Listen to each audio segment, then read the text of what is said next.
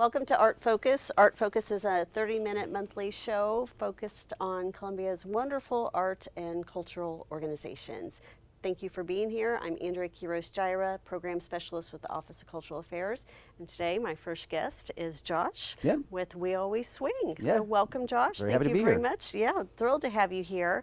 So tell me, how many years has it been? I guess the Jazz Series has been in existence this is our 28th season. Wow. So got some legs to it, I think. Sure. John started it on his kitchen table those many years ago. I've been there for 12 years, I think. So yeah, it's the project's grown considerably from the kitchen table, and now our office is downtown 21 North 10th Street.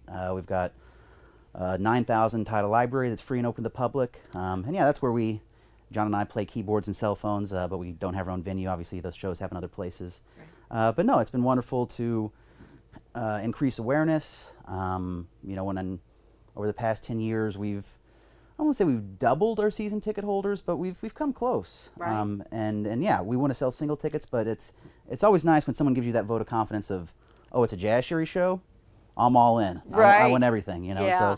So yeah, I think if we have people doing that, then we're probably have something figured out. Right, that's fantastic. Almost 30 years. Yeah. It's exciting. And to think that John started it on his kitchen table. Right. And moved on up. So tell me a little bit more about, you said the library. It's a free library to just come and borrow music? And So after the kitchen table, it was at North 8th Street for a while, and that was a decent location, but really because of the courthouse, it's sort of a boulder in a stream, if you will, and right. things get diverted around it. So yeah, when we were able to move to 10th Street, really, it wasn't even some sort of great idea. It's just we're moving all these CDs and shelves, and I said, well, why don't we just leave these up front instead of moving them to the back and let people use them? And it's just like, well, yeah, it makes sense. And now we don't have to move them all the way to the back. There you go. Yeah. And that's been 10 years now. And so in the beginning, it was trying to get it, actually organized and figure that out. And we had a really excellent volunteer, Brock Jones, came in and put in, I don't think, to say hundreds of hours, I don't think is an exaggeration. Wow. Where he, got things in order, but then also cataloged it all. So you can go to our website. You can't stream or anything, but you can go to our website and search to see if we've got the title. And if we do, like I say, it's 100% free to come in and listen. Wow. And it's about 9,000 titles, mainly CDs. There's a little bit of vinyl. The vinyl does have some Grateful Dead and whatnot sprinkled in, but sure. the CDs are 99.8% jazz. And yeah, jazz it's a very interesting thing, in that it's been around for over 100 years, and it's still growing today. So whenever someone says, well, what should I listen to, it's just like, well, which star do you want to look at in the sky? Right. It's just so big, and that can be intimidating. Sure. But that's one of the things I like about the library is I've never doubled down to see the oldest recordings we have, but yeah, they're probably at least 80 years old, Sure. and then we get new recordings every week. So it's nice to be able to sort of do our best that we can to preserve that recording tradition. So if an individual's interested in purchasing tickets, what do they do? So if you go to our website, wealwaysswing.org, you can click through a link there and purchase them from our ticketing partner that's called ThunderTix. Okay. They will charge you a $3 fee, and if you'd like to avoid that, just call me, 449-3009, area code 573. Yeah. And yeah, we'll get you fixed up there. I will say, if folks want to get tickets and they want to go to Murray's, do not wait. Oh, right. The first show of the season sold out. I haven't checked my tickets this morning yet, but when I left, I had, I think, 6 between both shows combined, so it will sell out. So yeah, if you wait till, Sunday morning to go to a Murray show, I'm probably going to say, sorry. Right. Sorry. It was a fabulous show. You missed it. Because, yeah, believe me, I wish Murray's, could seat 250 people, and we Sure. could do tons of, it's a fantastic spot. And then, yeah, that said, I think that the Columbia has some excellent venues, Sure. whether it's the Blue Note Missouri Theater. And so you are at each one of those venues? Yeah, so we'll, in December 4th, we've got Etienne Charles playing a Creole Christmas Soul show. Oh, that'll be fun. So Etienne is a trumpeter and percussionist from Trinidad. Okay. So, like I say, kind of has this, obviously jazz, but sort of Caribbean influence that makes it fun. And then, yeah, I don't think he's going to hit you over the head with the Jingle Bell too hard, but, it is a Christmas show. And then the next stop would be at the Missouri Theater for Elio Villafranca, who's a Cuban pianist. Okay. Every year for about 20 years, I would say now, we've done a concert to honor Dr. Carlos Perez Mesa, who was a Cuban physician and patron of the arts here in town. And so we always try to bring in an act to represent the music of Cuba, ideally someone who's actually Cuban. Right. And so that's going to be at the Missouri Theater this year, January 28th, I believe. Okay. And yeah, the Perez Mesa Cuban shows, again, it's hard to pick your favorite kid, but whenever someone's like, well, if I can only go to one, right, I say, that's probably the one to hit. That's probably the one to hit. Yeah. So your series, is that a year-round series, or so you know our tagline is jazz never sleeps. But yeah, from typically middle of May, June, July, that's when intensive planning happens, where we find our venues, book our artists, do all that sort of stuff. But then, yeah, it's College Town, USA. Our calendar, usually first show is September, October. Okay. And then last show usually is late April, maybe early May. Okay. So yeah, that's how it's been for 28 years, and it seems to work. Right. Occasionally we will do a show in the summer, but there's multiple reasons, whether it's people, our fans traveling domestically, but also at the same time, that's sort of the European festival season. Oh. So a lot of jazz musicians are hanging out in Europe at that time. Sure. Well, that's not a bad thing. So go there and then come back and see you all. Right. So yeah, like I say, summer shows are always a possibility, but usually we stick to the kind of academic school year. Okay. So has there been any collaborations that you have been working on? Any local organizations you're partnering with, or things that you would like to do in the future? I mean, if somebody wants to partner with the jazz series, come on in. I'd love to talk about it. We're only limited by our own creativity. Right. But I guess the one that comes immediately to mind this past April was the centennial of Charles Mingus, a prominent jazz bassist, as well as Jack Kerouac. So we had the Mingus Big Band come to the Blue Note and do a show, but then before that, we had readers and Alex from Unbound, Alex George from Unbound, kind of helped us round those up, and he was a reader himself. So we read some selections from On the Road, and then did the show. And that's not the first time we've collaborated with Alex. We had, a few years ago, a drummer named Matt Wilson wrote a musical suite that was inspired by the poetry of Carl Sandburg. So we had the music going, as well as some Sandburg poetry being read. Yeah, there's never a shortage of ways that we want to partner with people. So if you think you've got an event that we could somehow help out with, we're not a band ourselves. We can help you. We love connecting local musicians to people. Sure. I think that's something we don't really advertise because it's not exactly in our mission, but I still think it is in our mission. But yeah, I definitely field phone calls and say, hey, I need a jazz trio. I'm like, well, we're not a trio, but I can give you a few names. Right. So yeah, it's not only do we want to make sure touring musicians can play, but we want to make sure the local folks have gigs as well. Well, I love that. I love that support of other organizations, and I love adding the literary arts to what you're doing. I think that's fabulous. And I could see that going in a lot of different fun directions. For sure. Yeah, absolutely. So tell us about your upcoming season. Anything new and exciting? I know you just mentioned the ones for the holidays. Anything else going on towards the spring? Yeah. So like I say, once we kind of, hopefully the groundhog doesn't see a shadow there. In February the 19th, we've got Herman Mahari, who's a trumpet player from Jefferson City. Oh, okay. But at least the past 3-4 years has spent most of his time in France. And I think he did a stint in Turkey. Oh, wow. But, has had albums chart on the iTunes Jazz chart. But, really is a hometown boy who's gone out and he's done the damn thing. Did great things. He did excellent. So it's always nice to bring him back and be able to present someone who, is out on the global scene, but, has a local connection. So, that show's close to sold out because Herman's great, but he's got friends and family that want to come. So again, don't wait. All of Jeff City will come and buy out. Don't wait on Murray's. And then there's another Murray's concert in May. Samara Joy. Okay. She's a vocalist, and occasionally I don't know if we get lucky or we just really know what we're doing, but we'll book an act. Seemingly right before that spark hits the powder keg. Oh, nice. And I don't know if you can bet on Grammys in Vegas. I feel like you can bet on anything in Vegas. Right. But I think putting $50 down that she will win a vocal jazz Grammy within the next 3 to 5 years is a safe bet. That's fantastic. I mean, she's just a meteoric rise.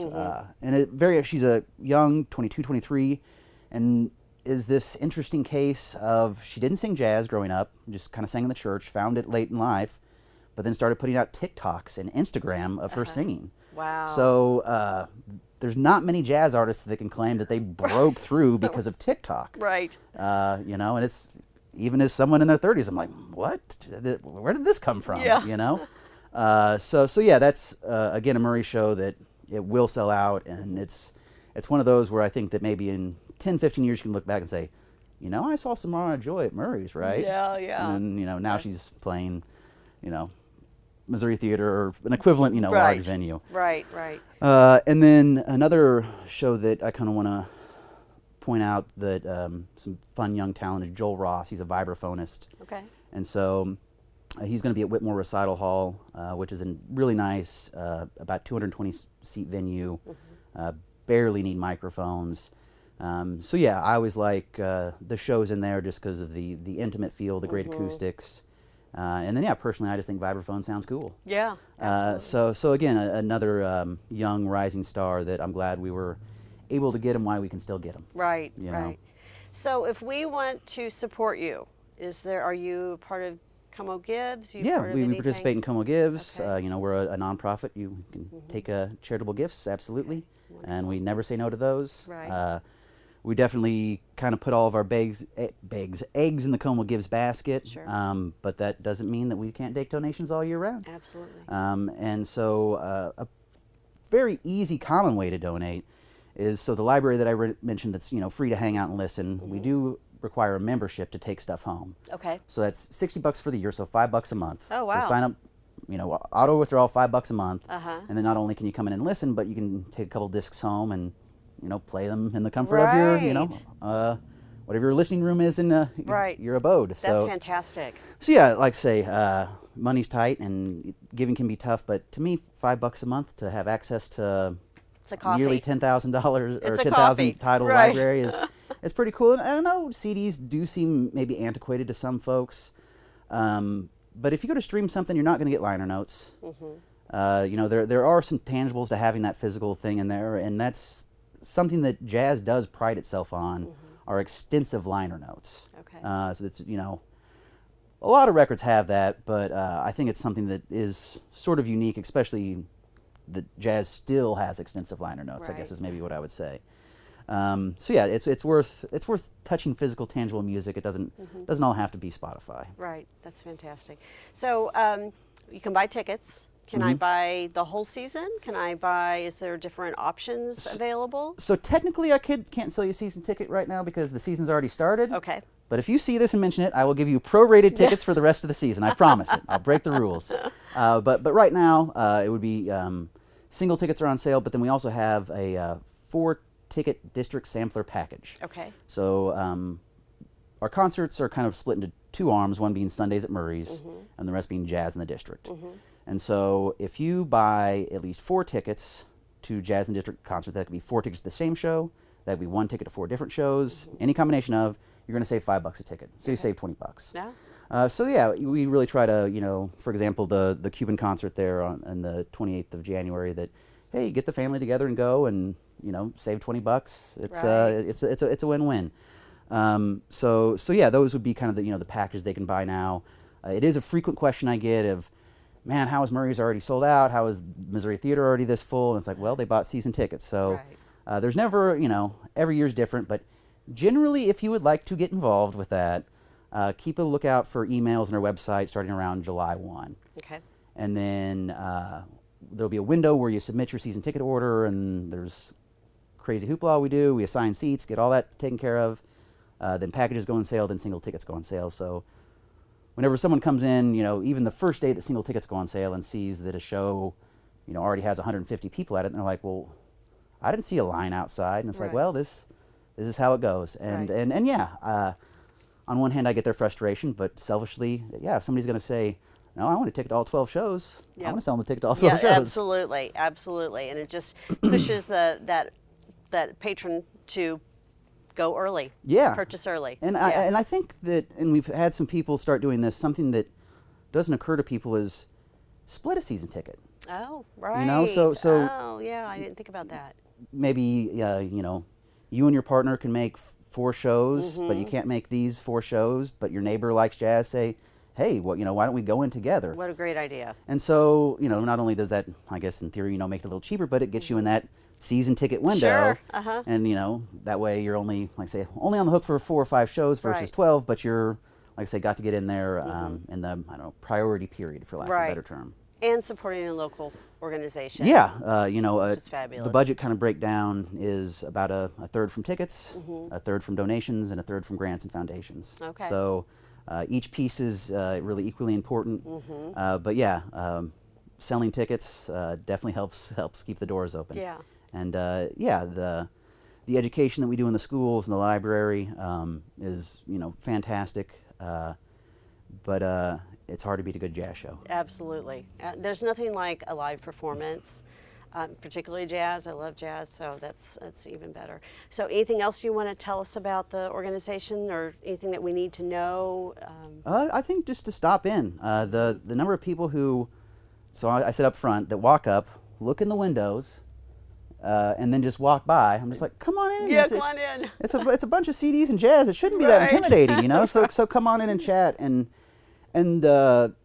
yeah, to not be intimidated by jazz, because you know, back to the long recorded history, and I don't have the answers. It's on you to explore and find what you like. Right. You know, and what I say a lot of times is, you know, rock and roll is half as old as jazz, and you know, I can think of a few places to start, but I'm no expert.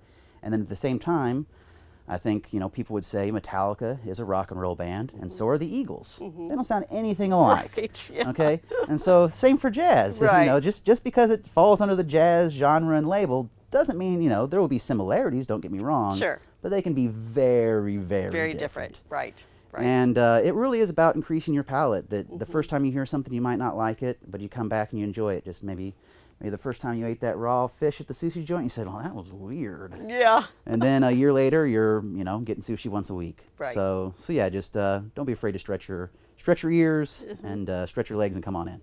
Wonderful. Well, I thank you for your time. I appreciate what you guys do for the community. It's fantastic, and I wish you long success. You know, almost 30 years is fantastic, and I look forward to seeing what you guys do in the future. Absolutely. Thanks for having us. Thank you.